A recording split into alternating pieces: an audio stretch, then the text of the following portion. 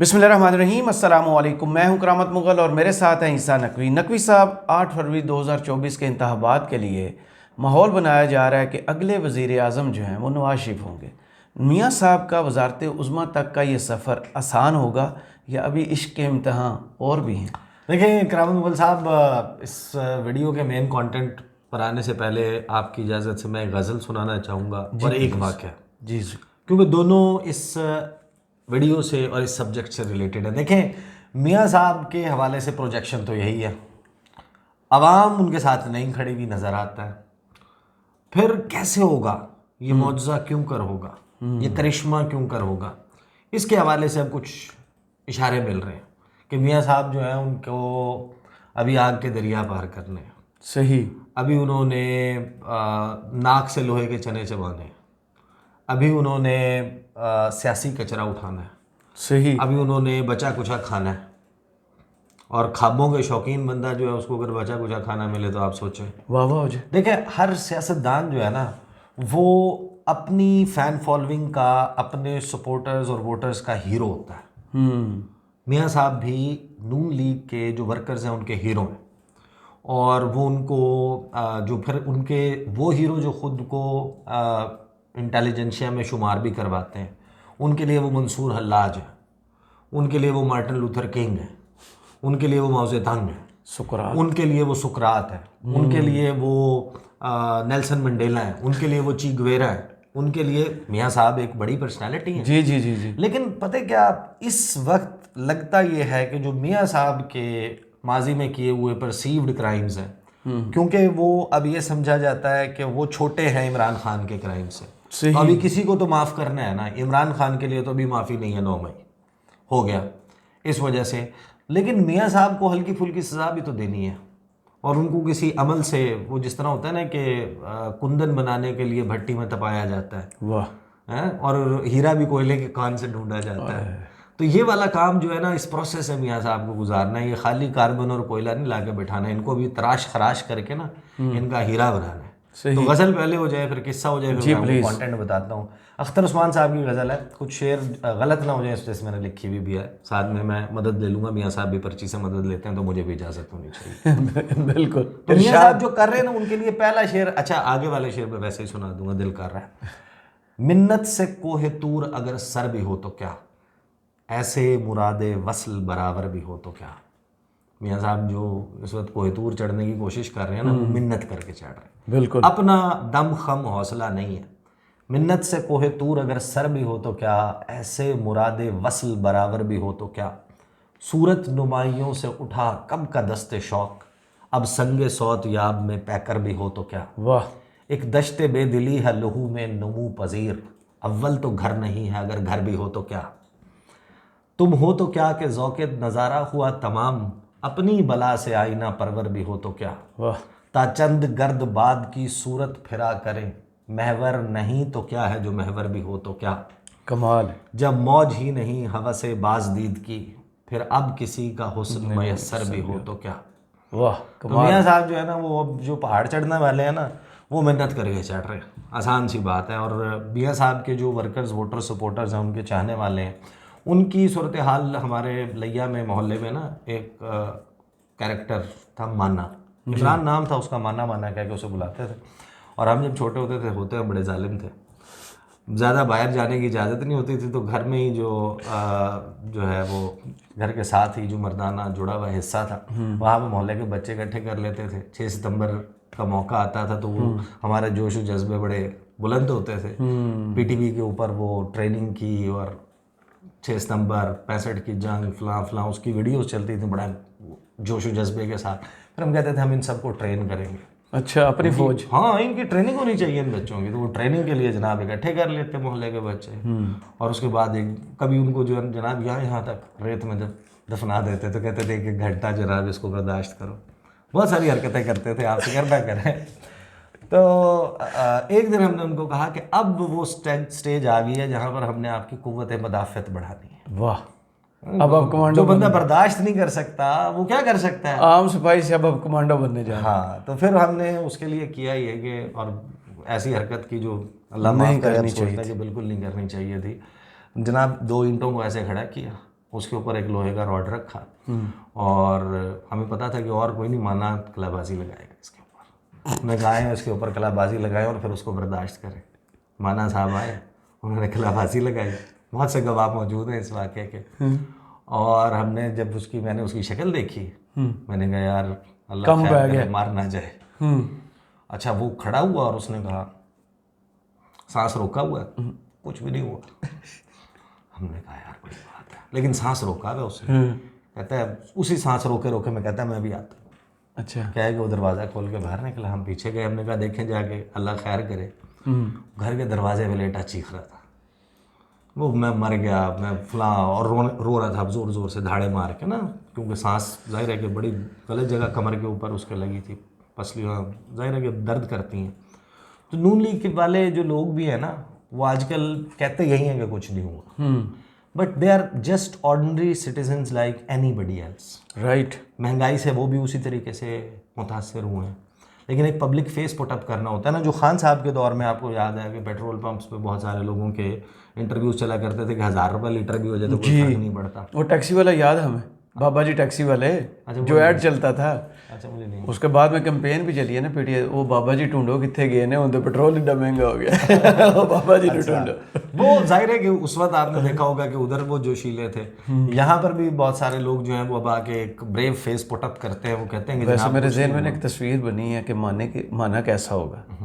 नून league आपकी तकरीबन main leadership आपके जहन में है। जरा राजा रियाज को देखें।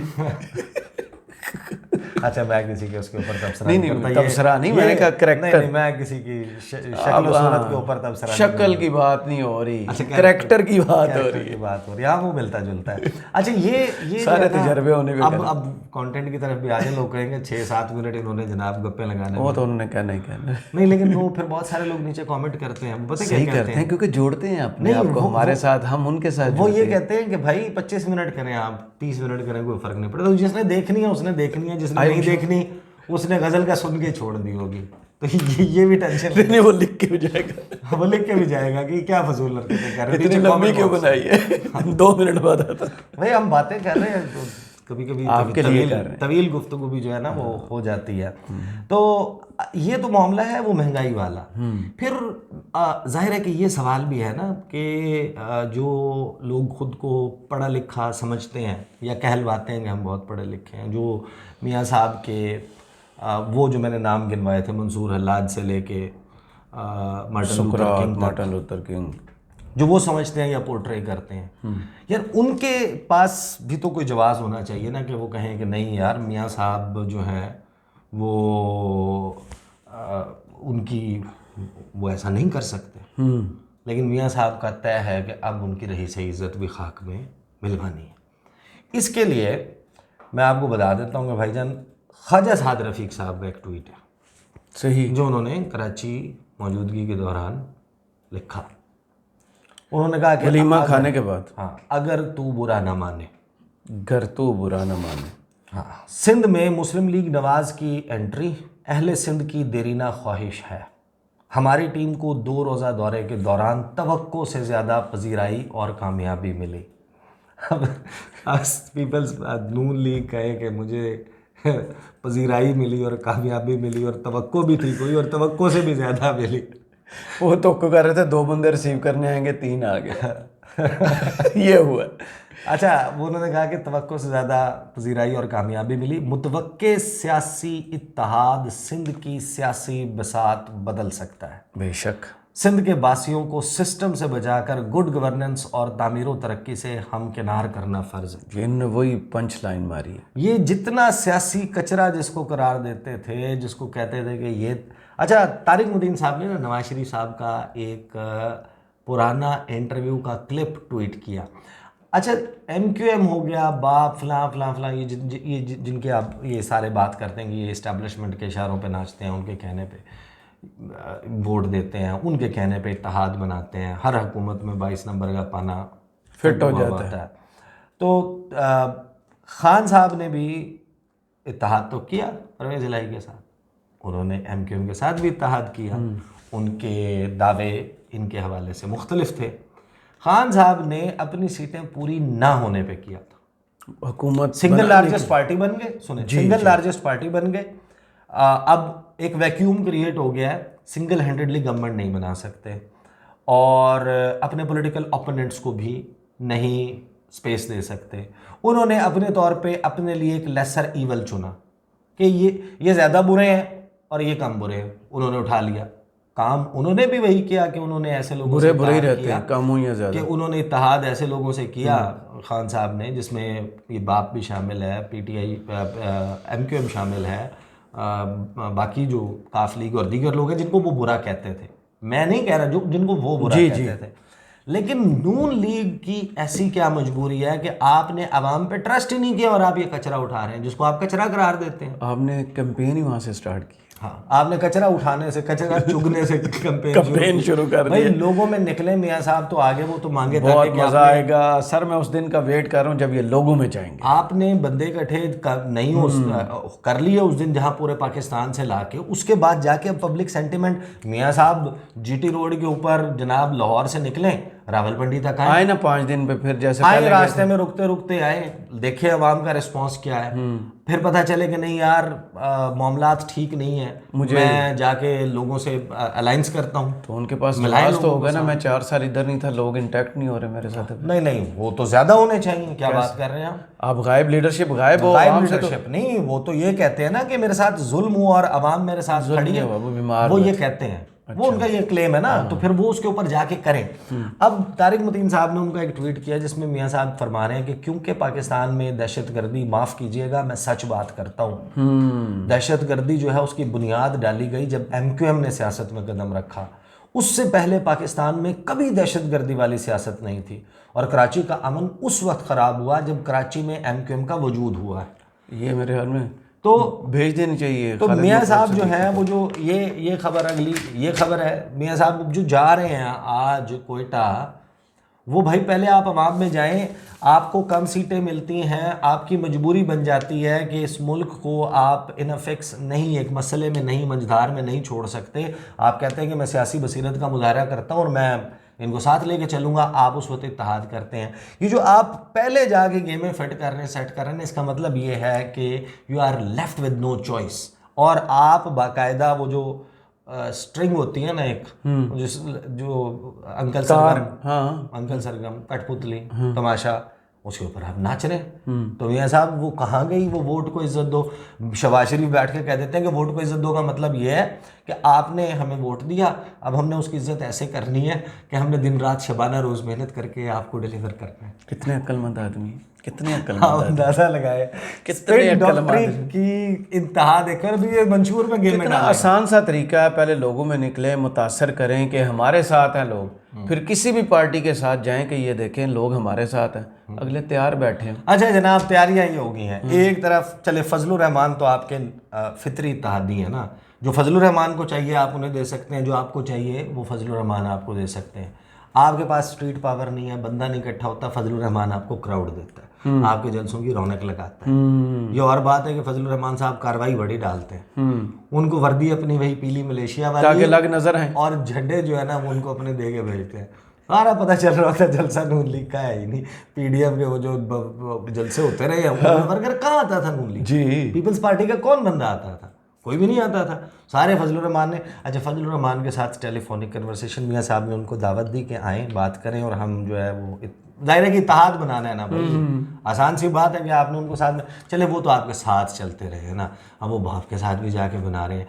फैसल वावडा साहब की 7 दिन के बाद वापसी हुई है। अच्छा, और फैसल वावडा साहब की जो वापसी है वो क्या मिशन लेकर आए हैं, मिशन के ऊपर तो अलहदा से बात करेंगे ना, कि वो एक मिशन ख़ास अब लग रहा है कि वो लेकर आए हैं और वो मिशन अब फैसल वावडा पूरा करा के जाएंगे, राइट।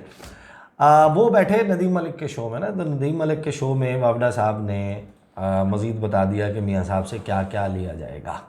अच्छा, नदीम मलिक ने, अच्छा बाकी गुफ्तगू तो थी, उन्होंने कहा इस खान साहब के वाले मामले पे बात करते हैं, उन्होंने कहा इसका मतलब है कि नवाज शरीफ के लिए फील्ड ओपन होगी। वावडा साहब कहते हैं देखें पाकिस्तान में हवाओं का रुख देखा जाता है, अब हवा चल पड़ी है नवाज शरीफ साहब की, IPP की, खटक की, MQM की, GDA की, बाप की, ताया की, चचा की। अच्छा, ये हवा कहाँ चली है? क्योंकि हवा चलने का बताया नहीं जाता, हवा महसूस होती है। झुलसाने वाली लू भी महसूस होती है। ये कराची में रहते हैं ना, कराची में कभी सर्दियाँ आपने देखी हैं, एंजॉय की? सर्दी तो नहीं होती कराची। मैं बताता हूँ ना, अगर आप जनवरी में जाएंगे ना, मैं मेरी बात तो सुने मैं ना। एक मरतबा गया, सुन लेना, मैं एक मरतबा गया 27-28 दिसंबर को, एक कज़न की शादी थी। मैं यहाँ से इस्लामाबाद 35 डिग्री सेंटीग्रेड। मैं इस्लामाबाद से जा रहा था और मैंने पूरे जो 3 फंक्शन कोट शॉट पहने। नहीं वो मैंने कपड़े ही गर्म खरीदे थे भाई। मैं जब वहाँ पर गया हूँ मेरा और दिन का फंक्शन। देखिए, कोई बुरा मानने की चीज़ नहीं, इस्लामाबाद में रहने वालों के लिए वो सर्दी नहीं होती। जनवरी की बात बताता हूँ ना आपको, दिन का फंक्शन, मैं तो वहाँ पर पसीना आ जाता है। जनवरी में ना, वो देखा दोस्तों ने जैकेट शैकेट लेदर पहनी हुई, हम बगैर उसके। मैंने कहा क्या वो कोयटा की हवाएं चल पड़ी है ना, अब ठंड हो गई है भाई। तो वहाँ जो फिक्रा बोला जाता है वो ये बोला जाता है, तो वो हवा, कोयटा की हवाएं चल पड़ी। हवा जो है वो अभी यानी कि अवामी सतह पे नज़र नहीं आ रही, वो नज़र आ रही है मीडिया में, वो आ रही है अखबार की सुर्खियों में, वो नज़र आ रही है इश्तिहारों में, वो नज़र आ रही है जो नदीम अफजल चंद बताते हैं कि आप सरकारी दफ्तर में जाएं तो वहाँ पर लगता है कि उनको ऑर्डर्स हैं कि एंटरटेन करना है नून लीग के लोगों को, पीपल्स पार्टी, पीटीआई, बाकी सारे उनके लिए नो गो एरिया। वो इस किस्म की जो बातें करते हुए नजर आ रहे हैं। तो वो कहते हैं हवा, अच्छा फिर हवा उसमें आईपीपी कहाँ से आ गई, परवेज़ खटक। मतलब आप यकीन माने, आप जाएं, ये इस वीडियो के बाद आप ना, मुराद रास की प्रेस कॉन्फ्रेंस अपलोड हुई है, आईपीपी लीडर मुराद रास प्रेस कॉन्फ्रेंस लिख के ना उसको सर्च कर लें, फिल्टर करके ना, अपलोड डेट के हिसाब से। परसों वो धूप में ऐनक लगा के बैठ के प्रेस कॉन्फ्रेंस कर रहे हैं, उनके पीछे बैठे हुए बंदों का नाम अगर मुराद रास बता दे। वो मैंने भी नोट किया था, झंडे साहब झंडे पे लाए हुए हैं बाकायदा। और मैं बताऊं वो सारे ऐसे लग रहे हैं कि जैसे वो एक्स्ट्रास नहीं आप लेते किसी ड्रामा। नहीं करामत अव्वल साहब नहीं, मैं आपको बताता हूँ, उन बेचारों की शिनाख्त नहीं होती, लेकिन वो रोल प्ले कर रहे होते हैं ना भाई। 5-10 बंदे खड़े में हैं, उन्होंने बाइकिया मंगाया, फ़ोन किया कि बाइकिया के हमने फला जगह जाना है, वो आगे उसे कहा यार 5 मिनट बैठ तो जा। ये मैंने आपको बताया था, ये रियल में हुआ है नून लीग के साथ। नून लीग ने किया, जिस दिन ठोकर न्याज बेग पे सर जलसा था, उसी दिन बाराको में जलसा था। बाराको में जो है वो उन्होंने ये अप्लाई कर चुकी है नून लीग। हेलमेट रख लिए थे, लॉक लगा दिया था उसे, ये वाला तो झंडे दे के कहा था जितना घूमना फिरना ना करके उसके पैसे ले ले। तो वो बाइक के वाले पे बुलवाया होगा, वो झंडे पे बिठा के। अच्छा वो रोबोट्स बन के बैठे हुए हैं, उनका उस कंटेंट से वो सामने ऐसे देख रहे हैं, उनका कोई ताल्लुक नहीं। अच्छा इससे बेहतर ये है कि भाई आप क्रोमा काटेंगे, ग्रीन स्क्रीन जिस तरह ना ये लगी हुई है, इसके एडिटर लें, उसके पीछे अवाम लगा दें मजमा। अगर उन्होंने इसी तरह साकित बैठना है ना, यानी कि कोई सर हिलाने की आपको इजाजत है ना इधर उधर देखने। इंडियन एक शो है कपिल शर्मा शो, बड़ा शौक से देखता था। ये जब कोरोना आया ना तो अलाउ ही नहीं थे पब्लिक वहाँ, तो उन्होंने क्या किया होता, यही कट बना के ना लोगों के वो रखे हुए थे। अच्छा किट्टा चाय के लोग पीछे बैठे हुए। तो वापडा साहब जो है वो हवा जिनकी कह रहे हैं आईपीपी की, तो आईपीपी की हवा जो है वो वापडा साहब ने कमरे में पंखा तेज चलाया, वो उड़ जाएंगे सारे उसकी आ रही होगी। लेकिन बहरहाल वो कह रहे हैं तो उनकी बात मैटर करती है। देखें वो जिस सर्कल में उठते बैठते हैं वो इन्फॉर्म्ड सर्कल है। सर उनका कॉन्फिडेंस बिल्ड कर रहे होंगे। ठीक है, वो कहते हैं। अच्छा फिर आगे वो दावा करते हैं कि ये जो है हवा चल पड़ी है नवाज शरीफ साहब की, आईपीपी की, खटक की, एमक्यूएम की, जीडीए की, बाप की, ताया की, चाचा की, ये सब पार्टियां मिलकर ताली बजाते हैं ऐसे, एक डायरेक्शन बनाकर एक पार्टी ले जाएंगे। ये तो बड़ा सिंपल पाकिस्तान का दस्तूर है। No he is predicting an electoral alliance. अब टेक्निकली स्पीकिंग आईपीपी तो पंजाब में इलेक्टेबल्स और ये सारी कहानी है। मियाँ साहब यानी कि उन्होंने अपने साल हर साल दिहाइयों से काम करने वाले वर्कर को जो मुतवक्के उम्मीदवार है उस हल्के से इलेक्शन लड़ने का, उसको ठोकर मारनी है।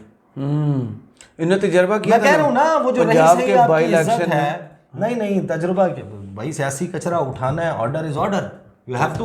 तो जो पीटीआई छोड़ के गए थे, सबको टिकट दिए थे, सभी हार गए थे। तो फिर क्या हुआ? अपने वाले कैंडिडेट्स को बिठा कर। वो कह रहे हैं भाई मियाँ साहब का इस वक्त मामला जो मुझे नज़र आता है वो ये है, जिस तरह एक डिपार्टमेंटल स्टोर पे एक सेल्समैन खड़ा होता है या एक सुपरवाइज़र उनका खड़ा होता है, वो मालिक नहीं होते। उनको नहीं इस बात से कंसर्न के बल्ब 2 ज़्यादा जल रहे हैं, बिजली का बिल कितना आएगा, ओवरहेड ज़्यादा है, इनको कम कर लूँ, इसको ऑर्गेनाइज कर लूँ। वो उसका काम है भाई, मैंने सेल और ये करनी है। बाकी मालिक जाने, प्रॉफिट जाने, उसकी पॉलिसी जाने। सराइकी में कहते हैं साईं जानने तो गाई जानने है, कि मालिकों को पता होगा या उनकी काउस को पता होगा। हाउस तो करावत मुगल साहब, मियाँ साहब जो है वो हुकूमत जाने, हुकूमत के मालिक जाने, मियाँ साहब का जो किरदार है वो अदा कर रहे, तो वो उन्होंने करना है फिर ये ना। सही। वो वावडा साहब अब जो बता रहे हैं, अब आप इवेंचुअली होते देखेंगे, जा रहे हैं। वो बाप का बाप जिसको कहते थे कि हमें पता है बाप का बाप कौन है, हमें पता है बाप अपने बाप से पूछे बगैर किसी को वोट नहीं देती, इस्लामाबाद के में सबको पता है, ये इनके शॉर्ट्स भी हम सुनवा चुके हैं जी। तो ये सब कुछ कहते थे, तब उनसे इत्तेहाद बनाने और वो सब कुछ करने जा रहे हैं ना। This is exactly happening like that, right. तो आगे वो कहते हैं नदीम मलिक ना, देखिए आईपीपी पंजाब से काफ लीग बनकर उभरेगी, परवेज़ खटक जो है वो केपीके से सीटें तोड़ेगा, कुछ ये जो बेल्ट है हमारी नून लीग उसमें से कुछ सीटें तोड़ेगी, कुछ जेयूआई जीतेगी, कुछ पीपल्स पार्टी ले लेगी, तो ये कोलेशन फॉर्म होंगे हर जगह मरकज समेत। नदीम मलिक साहब इतने सीनियर सहाफ़ी हैं, बाकी सब ठीक है, हमें भी ये समझ आ रहा है कि जाहिर है कि ये कोई नॉन एग्जिस्टेंट तो नहीं हो जाएंगी ना, ये सीटें लेंगी, बट आपके पूरे एनालिसिस में सीटें लेने में पीटीआई एग्जिस्ट ही नहीं करती, कि केपी में भी एग्जिस्ट नहीं करती, मतलब का चैनल है ना, मना किया होगा। तो आप कैसे, ये आपका कैसा तज्जिया है कि यार ठीक है आप उसे आखिरी नंबर पे डालें, नॉन एग्जिस्टेंट तो ना करें, उनके लिए वो भाग बन के उड़ जाएंगे क्या, वेपर्स बन जाएंगे उनके, कुछ ना कुछ तो। देखे डर कितना है यार, सिंपल सी बात है ना, आप बुरा एनालिसिस, इतना डर है कि नाम भी नहीं लेना से कनेक्टेड नहीं, आप बुरा एनालिसिस कर लें, आप कह लें कि सबसे मिनॉरिटी पार्टी होगी, सबसे कम सीटें मिलेंगी, इधर तो रखो, ना कहें आप, ना कहें कि थम्पिंग मेजॉरिटी, ओवरवेलमिंग मेजॉरिटी, 3/4 या 2/3, ना कहें सिंपल मेजॉरिटी भी ना, मतलब आप उनको एक दो सीट तो देना है, नाम ही नहीं है ना, वो एग्जिस्ट ही नहीं करता नाम उनके तज्जिए में।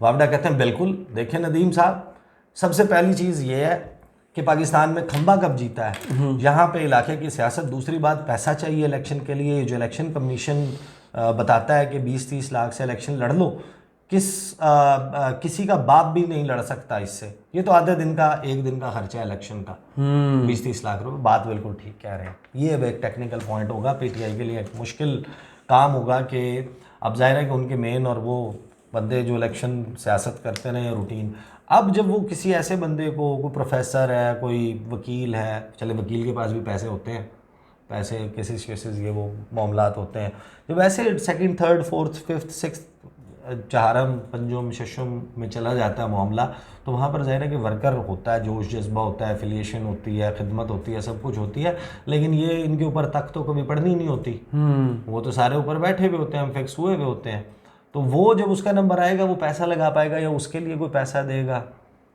जब एक बात हवा मशहूर हुई भी हो कि जनाब हारा हुआ घोड़ा तो हारे हुए घोड़े पे शर्त, आवाम के ऊपर डिपेंड करता है अब, लेकिन यहाँ पर जो ज़ाहिर है कि मेन सब्जेक्ट था वो करावत मुगल साहब बात आसान सी है कि मियाँ साहब जो हैं उन्होंने तो लेट आउट कर दिया अपनी पॉलिटिक्स, अपना बयानिया, अपना नैरेटिव, सब कुछ, कि भाई साईं जानन तो गाई जानन, सही। और जो इलेक्शन है उससे पहले मियाँ साहब देखें फिर और क्या क्या करामात दिखाते हैं, नाक से लकीरें भी लगाएंगे, करेंगे, करना पड़ेगा। चलें, बहुत शुक्रिया ईसा नकवी, आपके तजिए का कमेंट्स बॉक्स में ज़रूर बताइए। वीडियो आपको कैसी लगी, इजाज़त दीजिए, अल्लाह हाफ़िज़।